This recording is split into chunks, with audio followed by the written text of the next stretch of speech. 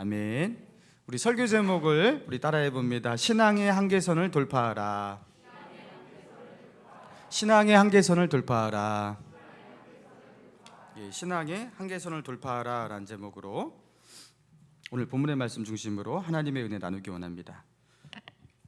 이영표 선수가 프로 축구 선수가 되어서 이 프로 선수들의 연봉과 그 선수들의 몸값을 보니까요, 그 프로 선수들이 가지고 있는 실력 차에 비해서 그 연봉과 몸값의 차이가 너무나 크다는 것을 보게 되었다고 합니다. 그러니까 A 선수와 B 선수가 있다고 한다면 A 선수의 축구 실력 그리고 B 선수의 축구 실력 둘 다 좋아요. 근데 A 선수가 경미하게 몇 가지 기술이 조금 더 앞서고 조금 시야가 약간 넓고 그래서 조금 더 나은 축구 선수일 뿐이에요. 그렇지만 실력의 차이가 그렇게 큰 건 아니거든요. 그 미세한 차이입니다. 그런데 몸값의 차이는 몇 배더라는 거죠.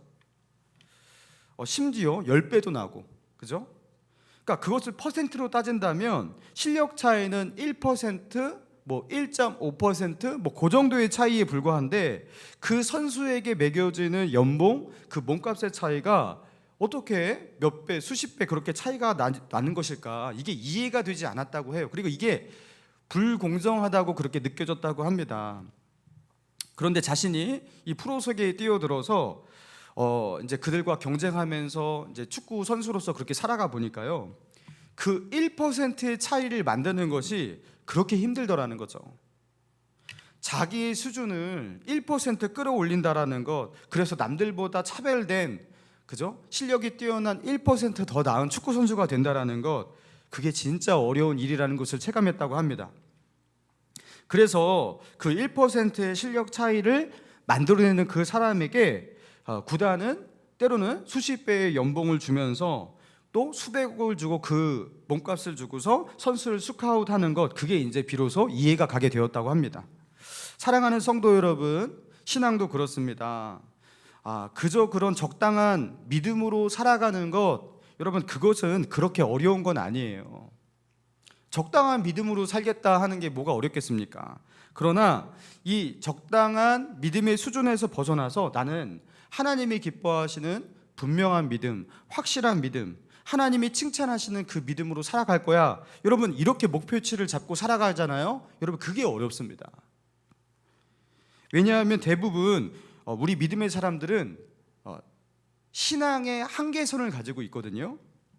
여기서 말하는 신앙의 한계선이란 내가 믿음으로 나아갈 수 있는, 믿음으로 살아가요. 그러나 그 믿음으로 살아가는 그 믿음의 그 진보에서 딱 어느 순간 그 멈춰서게 만들고 나를 멈춰서게 만드는 절벽과 같은 나의 신앙의 최대치, 여러분 그걸 말하는 거예요. 그런데 그런 신앙의 한계선을 넘어서고 깬다라는 거, 여러분 그거 참 어려운 일이에요. 늘 거기서 단 한 발자국도 넘지 못하고 늘 멈춰서게 되는 그 한계선이 우리에게 있지 않습니까? 근데 그것을 깨고 그것을 돌파하고 더 나은 믿음으로 하나님이 기뻐하시는 자리로 나아간다. 여러분 말은 쉬운데요, 이게 참 어렵습니다.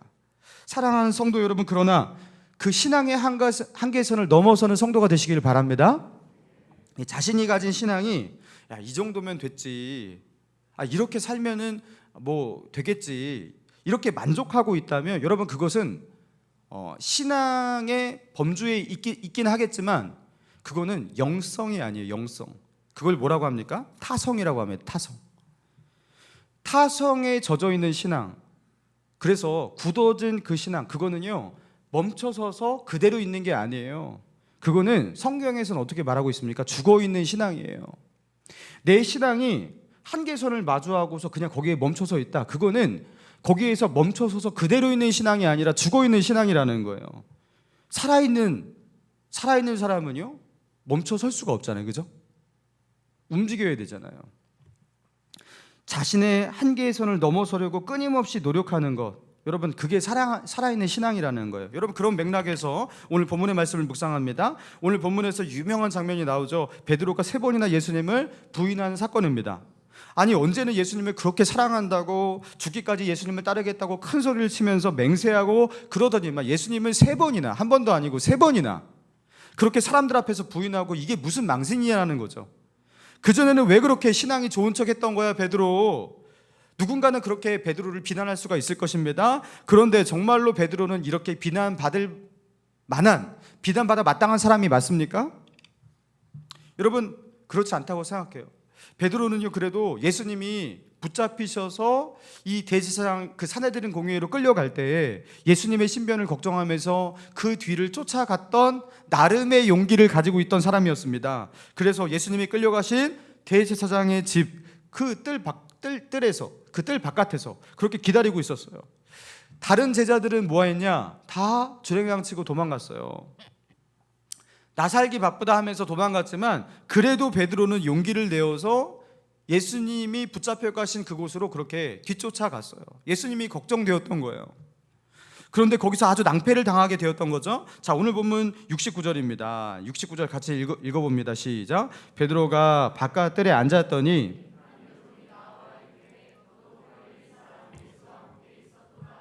자, 베드로는 대제사장 가야바의 집 바깥뜰에서 사람들 틈에 끼어서 있던 것으로 보입니다. 베드로의 얼굴을 보고 한 여종이 너도 갈릴리 사람 예수와 함께 있었던 사람이다, 맞지 않냐? 그러니까 베드로가 어떻게 말해요? 70절 같이 읽습니다. 시작. 베드로가 모든 사람 앞에서 부인하여 이르되 나는 내가 무슨 말을 하는지 알지 못하겠노라 하며, 자, 사람들의 시선이 모두 베드로를 향했어요. 그때 베드로는 당황해서 어떻게 합니까? 모든 사람 앞에서, 그죠? 모든 사람 앞에서 이렇게 말했어요.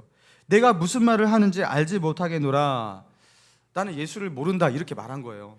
자, 그리고 그 위기의 장소를 조금 더 옮길 필요가 있어서 그래서 이제 71절에 보니까 베드로가 앞문까지 나아갔다 이렇게 나옵니다. 그런데 거기서 또 다른 여종이, 여성이 눈썰미가 이제 아주 그냥 대단하죠. 남자들은 잘 알아보지 못하는데 여성들은 대번 알아보는 거예요. 여기서 여종이 또 베드로를 알아보고 이 사람은 나사렛 예수와 함께 있었도다 하고 말합니다. 그러니까 베드로가 어떻게 합니까? 72절 베드로가 맹세하고 또 부인하여 이르되 나는 그 사람을 알지 못하노라 하더라. 여러분, 이제는요 그냥 부인 정도가 아니라 맹세까지 하면서 부인했어요. 나는 그 사람을 알지 못하노라. 예수님을 향해서 그 사람을 알지 못하노라. 여러분, 이 베드로의 이 말이 너무나 우리에게 씁쓸합니다. 아무리 그래도 베드로만큼은 이렇게 말해서는 안 되는 것 아닌가? 나는 그 사람을 알지 못하노라. 그리고 이 말을요 맹세까지 하면서 그렇게 예수님을 부인하다니 여러분 실망스러워요. 그리고 73절입니다.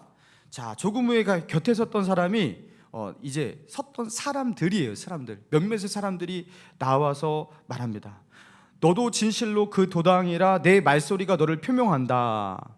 자, 베드로가 이렇게 몇 마디를 사람 앞에서 했었잖아요. 그런데 그 말하는 가운데 갈릴리 지방의 그 베드로의 그 악센트 그리고 갈릴리 지방의 어떤 독특한 그들의 어떤 발음의 억양이 있잖아요.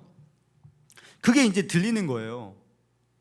여러분, 이게 서울 사람들이 이 지방에서 이렇게 갓 올라온 사람이 나름 나는 서울 사람인 척 이렇게 하려고 서울 말씨를 쓰잖아요. 그러니까 사람들이 나 어디서 온지 모를 거야 이렇게 하지만 사실은 다 알고 있잖아요, 그죠? 그 억양 그거 대번 알잖아요. 이게 똑같은 거예요. 유대 사람의 입장에서는요 갈릴리 사람들이 발음하기 참 힘들어하는, 그리고 갈릴리 사람들이 문장을 구사할 때 독특한 그 억양 이런 것들이 있었다고 합니다. 그래서 대번에 아는 거예요. 대번에. 그러니까 베드로가 말하는 거 보니까 이거 영락 없는 갈릴리 사람인 거예요. 그러니까 갈릴리 사람이 지금 이 시간에 이 새벽, 이 꼭두 새벽에 나사렛 예수가 신문당하고 있는 이 가야바의 집 대제사장 그 뜰에서 여기서 지금 기다리고 있다? 수상하잖아요. 정황상 이거는요 예수님과 분명히 관련 있는, 갈릴리 나사렛 예수와 관련이 있는 사람이 분명하다. 너 억양을 보니까 이거 갈릴리 사람이잖아. 그 갈릴리 사람이 이 새벽에 여기 왜 와 있냐라는 거예요. 분명히 이거는 예수의 도당이고 예수와 관련 있는 사람이 분명하다. 여러분, 이 추리력 분명 너무나 합당하죠, 그죠? 그러니까 예수의 편에 선 사람이기 때문에 이 갈릴리 사람인 것은 분명하고 예수의 편에 선 사람이기 때문에 지금 여기 와 있는 거 아니냐. 여러분, 그들의 말이 정말 다 맞는 말이었어요. 이제 궁지에 몰렸습니다. 그때 이 궁지에 몰린 베드로 필살의 카드를 꺼내기 시작합니다. 74절이에요. 74절. 자, 같이 읽습니다. 시작. 그가 저주하며 맹세하여 이르되 자, 이제는 그들 앞에서 어떻게까지 해요? 나는 그 사람을 알지 못하노라 하면서 만약 나의 이 말이 거짓이라면 나는 여호와께 저주를 받아 마땅합니다 라는 저주의 맹세까지 했던 거예요. 그러면서 극구 부인하는 거예요. 그러니까 여호와의 이름으로 저주의 맹세까지 하면서 나는 예수님을 모른다고 이렇게 맹세까지 하니까, 여러분 정말로 설령 이 베드로가 이 사람이 예수의 도당이 다 할지라도 그 여호와의 이름으로 저주의 맹세까지 하는 사람에게 여러분 이제는 그 예수의 도당이 아닐 거 아니에요. 예수를 쫓는 예수의 제자가 아니잖아요. 나는 그를 모른다 하면서 저주의 맹세까지 하니까요. 그러니까 그 무리들의 의심과 추궁이 비로소 끝나게 되었다라는 거죠. 그리고 베드로는 그 험악한 분위기, 궁지에 몰려있는 그 위기 상황 가운데 탈출하게 되었습니다. 자, 그런데 그렇게 3번이나 예수님을 부인하고 나서 부인하고 나서 어떤 장면이 펼쳐집니까? 닭이 울었어요.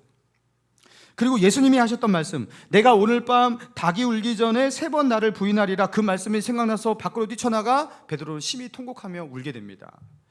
여러분, 이 본문에서 보여진 베드로의 모습, 여러분, 그리고 이전 앞단락에서 우리가 살펴보았던 예수님께서 산헤드린 공회에서 신문을 받으시는 그 예수님의 모습, 여러분 그게 너무나 비교가 돼요. 그리고 대조가 되고 있어요.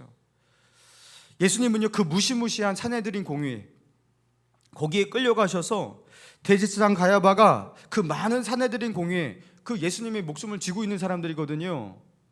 근데 그들 앞에서 내가 정말 하나님의 아들 그리스도인지 우리에게 맹세하며 말하라, 밝히 말하라, 그렇게 했을 때 예수님이 어떻게 하셨죠? 다른 모든 말, 자신을 향해서 거짓 증인을 세워서 치는 모든 말에 대해서는 아무 대응도 하지 않으시다가 그리스도인지 밝히 말하라 하니까 어떻게 하셨어요? 내가 말하였느니라, 이렇게 말씀하셨어요. 내가 말하였느니라, 내가 지금 말한 그대로다, 나는 그리스도가 맞다라는 거예요. 그러면서 자신이 나중에 심판주로 하나님의 보좌 우편에 앉고 심판주로 오게 될 것을 너희 눈으로 볼 것이다 하면서 그렇게 분명하게 말씀하셨어요. 예수님은 자신이 그리스도라는 것, 하나님이 보내신, 이 땅에 하나님이 보내신 그리스도라는 것을 그들이 예수님을 십자가에 못 박아 죽이고자 하는 그 위기 상황 가운데도 절대로 부인하지 않으시고 시인하셨어요. 하나님의 아들 그리스도라고 그분은 시인하셨어요. 그리고 그런 예수님의 시인은 결국 어떻게 됩니까? 예수님을 십자가에 못 박는 자리로 그렇게 이끌게 됩니다.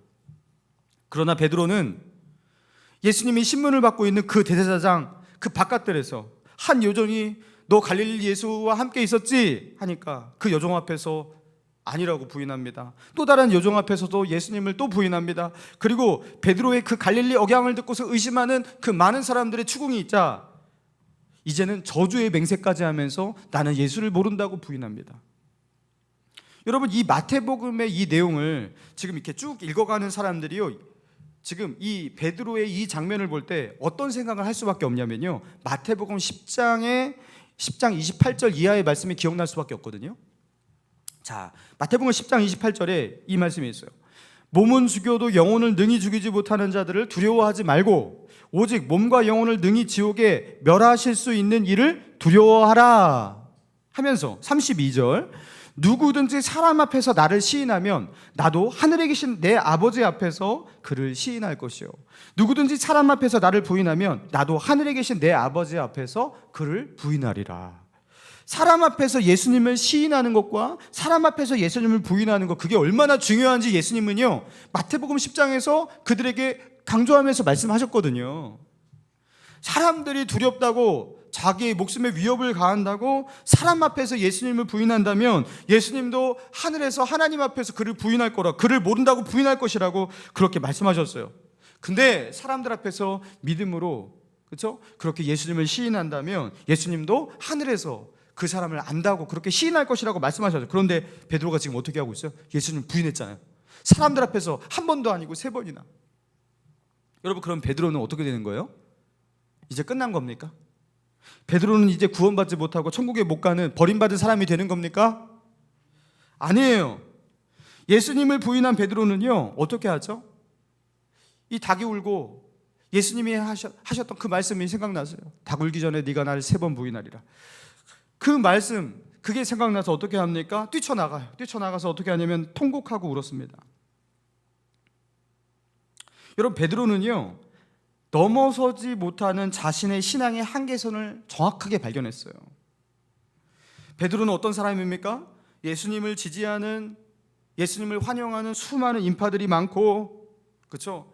그리고 든든하게, 그죠? 그런 분위기 속에서, 좋은 분위기 속에서 그렇게 상승하는 분위기 속에서 예수님을 따를 때 예수님을 위해서 뭐라도 자기의 목숨까지도 바칠 수 있는, 여러분, 그런 사람이었습니다. 그리고 예수님을 위해서 죽기까지 하겠다고, 여러분, 그런 좋은 분위기 속에서 정말로 베드로는요 죽기까지 할 수 있는 사람일지도 몰라요. 그런데 베드로는요 어떤 사람이냐면, 분위기가 험악해져요. 예수님이 사람들에게 붙잡히게 되었어요. 그리고 자신과 함께하는 사람들이 없어요. 홀로 남게 되었어요. 자신의 목숨이 어떻게 될지 모르는 위기 상황 가운데 마주하게 되었어요. 그런 상황, 그런 분위기 속에서만큼은 예수님을 시인할 수가 없는 그런 한계를 마주한, 한계를 가지고 있는 신앙의 사람이었다라는 거예요. 신앙이 없던 사람이 아니라 그 정도의 신앙의 사람, 거기까지 갈 수 있는 사람. 베드로의 믿음은 딱 거기까지 나아갈 수 있는 그런 한계를 가지고 있는 사람이었다라는 거예요. 여러분, 그렇다면 오늘 본문의 말씀을 통해서 하나님은 우리에게 무엇을 깨닫게 하시는 것입니까? 이런 신앙의 한계선, 이거는 베드로만 있냐? 아니라는 거죠. 우리 모두가 가지고 있습니다.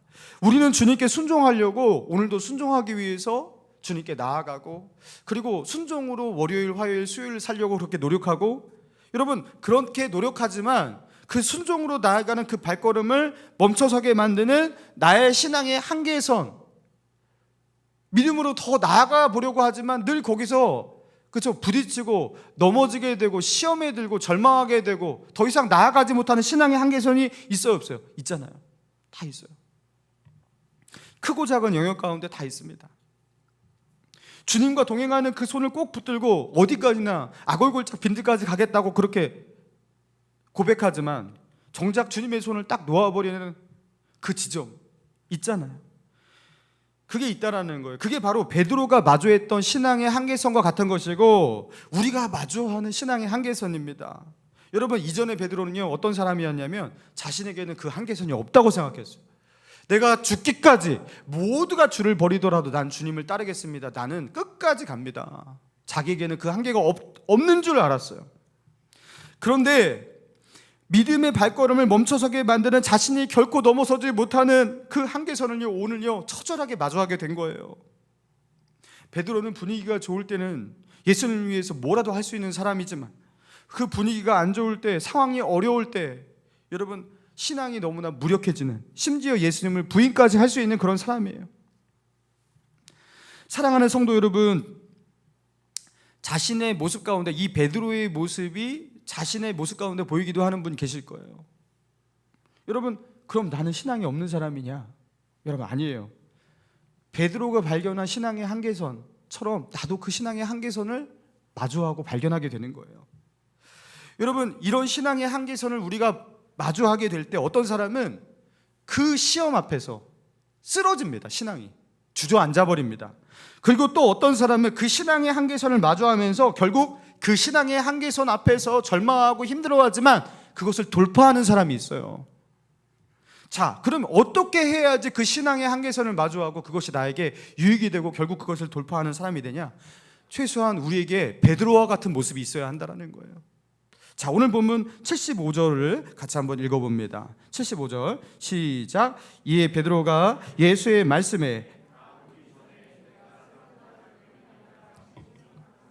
밖에 나가서 심히 통곡하니라. 여러분, 베드로는요 어떻게 했습니까? 예수님의 그 말씀이 생각났어요. 그러면서 예수님을 따라 나아가지 못하고 자신을 멈춰서게 만드는 그 신앙의 한계에서 그 앞에서 어떻게 합니까? 뛰쳐나가서 어떻게 합니까? 통곡했어요. 아파했어요. 자신이 경험한 그 상황, 그죠? 자신의 그 모습을, 야, 이건 당연한 거야, 어쩔 수 없는 거야, 그렇게 받아들이면서 그냥 넘어가는, 여러분, 그런 모습이 아니라 그것을 아파했어요. 그 통곡했어요. 만약에 내가 이 신앙의 마주선을, 그 한계선을 마주하고 나서 그 앞에서 딱 멈춰섰는데, 에이, 어쩔 수 없네 하면서 그것을 당연시하고 받아들이고, 그죠? 그냥 무심한 사람, 여러분, 그런 분은요 어떤 사람이냐면 여호와 신앙과 바알 신앙을 같이 가지고 있는 옛날 그 이스라엘 백성들을 그렇게 괴롭히고 타락으로 이끌었던 그 바알 신앙 있죠? 그 하나님을 섬긴다고 하면서 바알 신앙을 가지고 있는 사람과 같은 거예요. 그러나 자신이 넘지 못하는 그 신앙의 한계선을 가지고서 아파하면서 통곡하면서 기도하면서 주님의 은혜를 구하면서 다시 하나님께 나아가잖아요. 그러면 그 한계선 앞에서 똑같이 멈춰선 사람은 분명하지만 그거는요 정말 다른 겁니다. 그리고 그렇게 통곡하는 사람, 그 신앙의 한계선을 마주하고서 아파하는 사람, 여러분 그 사람은 어느 날 그 한계선을 돌파하게 돼요. 여러분 고등학교 1학년 때 이영표 선수가 고등학교 1학년 때요 이제 축구 선수 좀 제대로 된 축구 선수가 되고 싶다 하면서 자기에게 부족한 것은 무엇일까? 학교에서 이제 훈련시키는 그것만 하는 것이 아니라 자기를 발전시키기 위해서 이제 미첨성을 기르기 위해서 줄넘기를 하자 했대. 줄넘기를 그래서 하루에 1000번씩 했는데 그 1000번의 줄넘기를 2단 뛰기로만 1000번을 했다고 합니다. 나중에는 3단 뛰기로 발전했대요. 그래서 줄넘기를 몇 번이나 줄을 끊어냈대요. 그러니까 시키지도 않은 훈련을 더 나은 선수가 되기 위해서 했던 거예요. 고등학교 2학년 때는요 이제 민첩성은 좀 생겼는데 나에게는 좀 체력, 기술에 비해서 그 기술을 구가할 수 있는 그 체력이 필요하다. 그래서 체력을 어떻게 하면 이렇게 체력을 기를 수 있을까 생각하다가 남들보다 더 체력 훈련을 해야겠다 해갖고 코치가 시킨 것도 아닌데 혼자서 매일 새벽 4시 50분에 일어났대요. 4시 50분에 일어나갖고 기숙사 선배들이 그 알람 소리를 듣고서 깨면 큰일 나잖아요. 그러니까 알람 소리를 듣자마자 1초마다 끄는 연습을 하고서 그 알람 소리를 듣고서 일어나는 거예요. 피곤하지만, 그죠? 그렇게 피곤하지만 일어나는 거. 그러면서 이제 산을 뛰었다고 합니다. 산을 뛰는데 비가 오는 날에도 눈이 오는 날에도 바람이 부는 날에도 진짜 하루도 빼놓지 않고 그 산을 그렇게 뛰었대요. 그렇게 1년을 산을 뛰니까요 진짜로 체력이 올라오더라는 거예요. 그렇게 자기의 한계, 남들보다 1% 더 나은 그 선수가 되기 위해서 피눈물 나는 노력을 했대요. 그런데 그렇게 노력을 해도 국가대표 선수가 안 되더래요. 진짜 그거는 어너더 레벨이래요. 정말로 정말 그렇게 해도 그 프로 선수 중에서 그 뛰어난 사람이 되는 게 힘들더래요. 여러분 그러면서 결국에 이제 이영표 선수가 축구 선수 국가대표 선수가 되지 않습니까? 자신이 여기에 오기까지 이런 피눈물 나는 노력을 했는지 사람들이 잘 모른다라는 거죠. 단순히 저 사람 재능이 있구나 이렇게만 생각한다라는 거예요. 사랑하는 성도 여러분, 우리가 신앙생활 할 때 이런 몸부림을 하지도 않고 우리가 주님 앞에 더 가까이 나아가기 위해서 나의 신앙의 한계선을 돌파하기 위해서 그렇죠? 아파하지 않고 늘 느긋하게 신앙생활 하시는 분 있잖아요. 그죠? 자기가 마주하는 신앙의 한계선을 보면서도 아무런 감흥이 없어요. 그래서 느긋해요. 언젠가 뭐 나도 변할 수 있을 거야.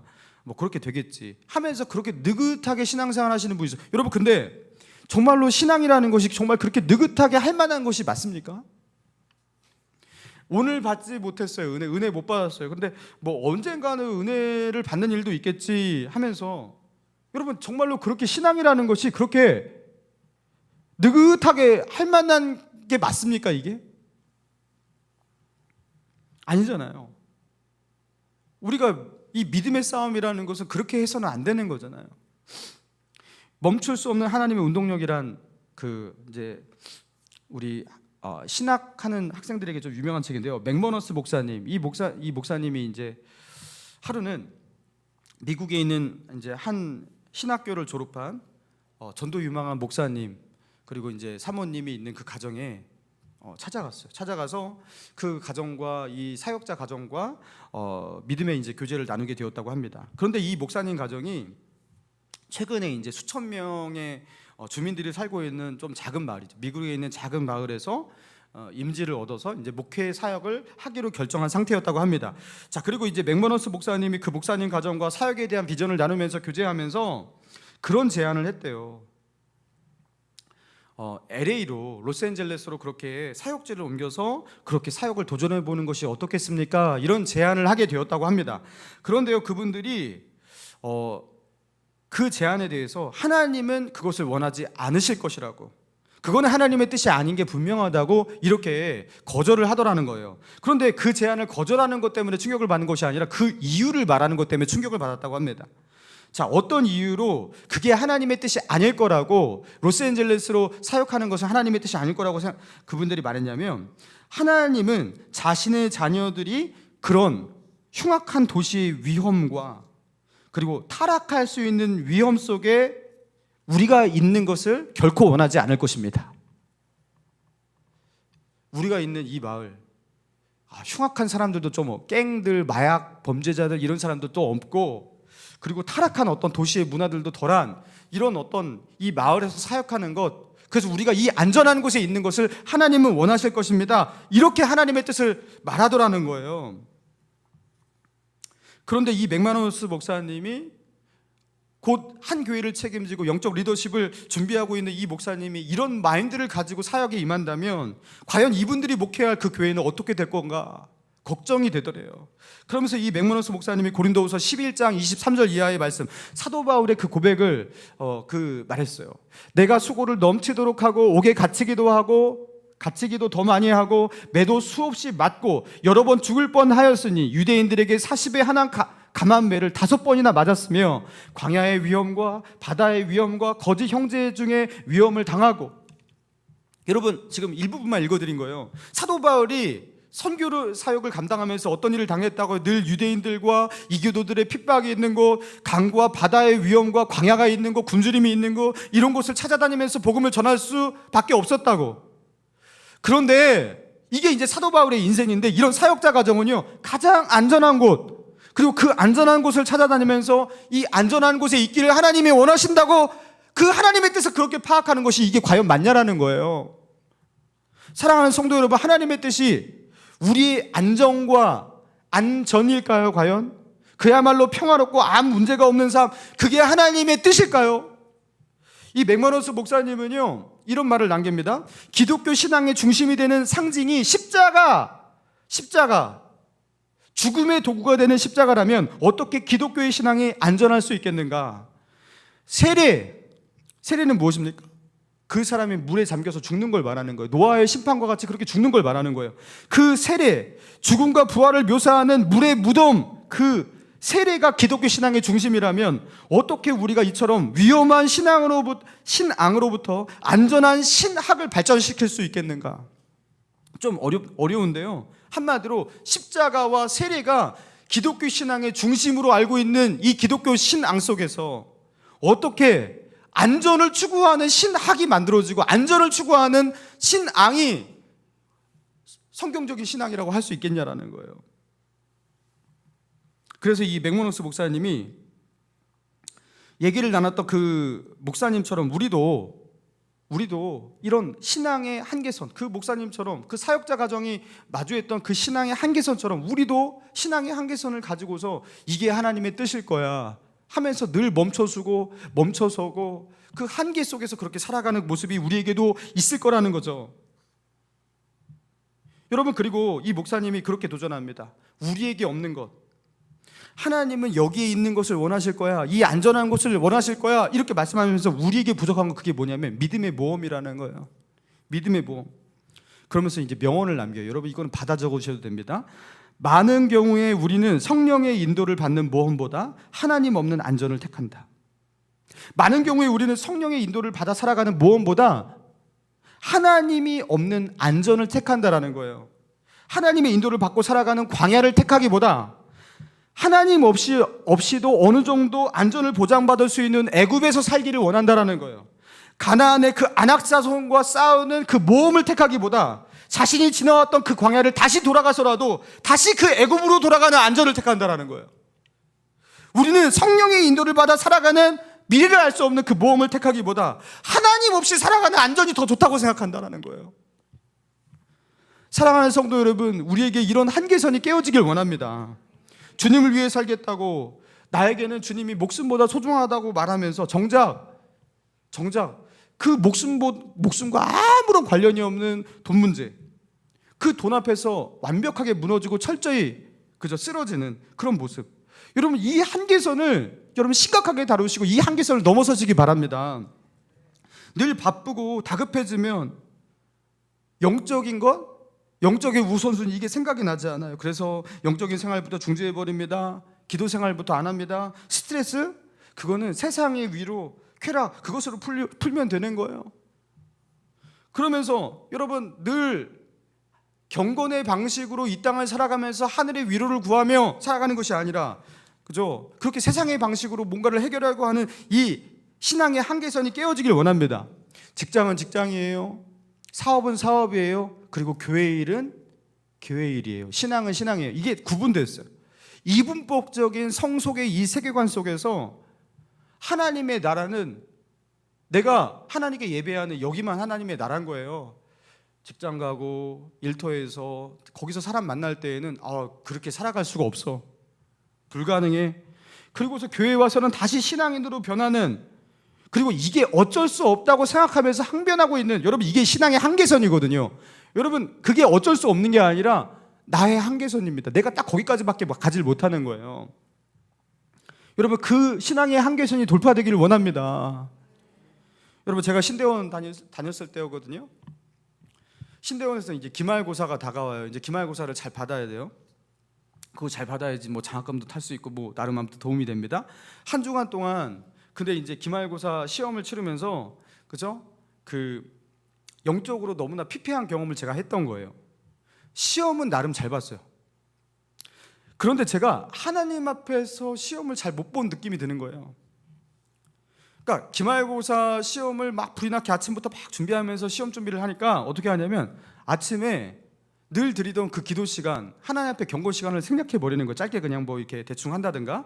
그리고서 시험 준비를 다급히 하고 있는, 그러면서 영적 우선순위가 다 없어져 버리는 그런 모습이 한 주간 동안 있었어요. 뭐 한 주간 정도 그래서 괜찮지 않을까 생각할 수 있지만, 저에게는 목사 준비생이 하나님 나라의 사역을 하기 위해서 준비하는 사람이 이렇게 한다라는 게 너무 말이 안 돼 보였거든요. 이게 과연 이게 목사 준비생의 이 자격이 있을까 싶었어요. 그래서 나는 시험은 잘 봤지만 하나님 앞에서 낙제했다.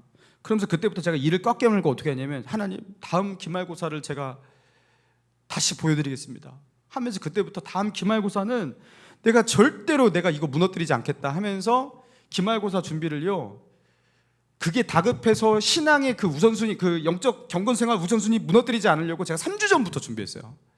3주 전부터 기말고사 모드로 준비해가서 미리 준비하면 제가 그것 때문에 기도 시간 줄이지 않고, 제가 그것 때문에 영적 우선순위 막 무너뜨리지 않을 수 있을 것 같아서 3주 전부터 열심히 준비해서, 그리고 제가 정말로 지켰어요.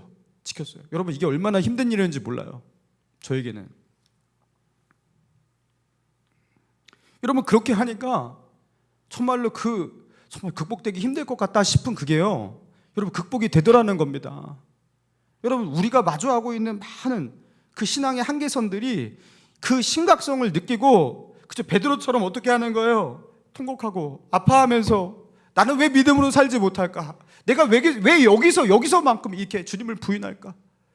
그걸 통곡하고 아파하면서 문제의식을 가지고 주님 앞에 은혜를 구하고 나아가잖아요. 여러분 그러면 어떻게 됩니까? 때로는 베드로처럼 예수님을 3번이나 부인하는 너무나 큰 실패를 경험할 수 있지만, 그럼에도 불구하고 그 문제를 가지고 통곡하고 아파하는 베드로는 다시 일어났던 것처럼 자신이 마주한 그 영적 한계선, 더 이상 순종하지 못하는 자신의 그 연약함을 마주하면서 그걸 수긍해버리지 않고 당연하게 바라지 않고 그것을 아파하고 통곡하는 자는, 여러분 그것을 돌파할 수 있는 거예요. 타성에 젖어있는 굳어진 신앙으로 살아가고 있지는 않습니까? 사랑하는 성도 여러분, 죽어진 신앙에서 깨어나시기를 바랍니다. 그리고 주님이 기뻐하시는 모습으로 그 신앙의 한계선을 돌파할 수 있는 저와 여러분 되기를 주님의 이름으로 축원합니다.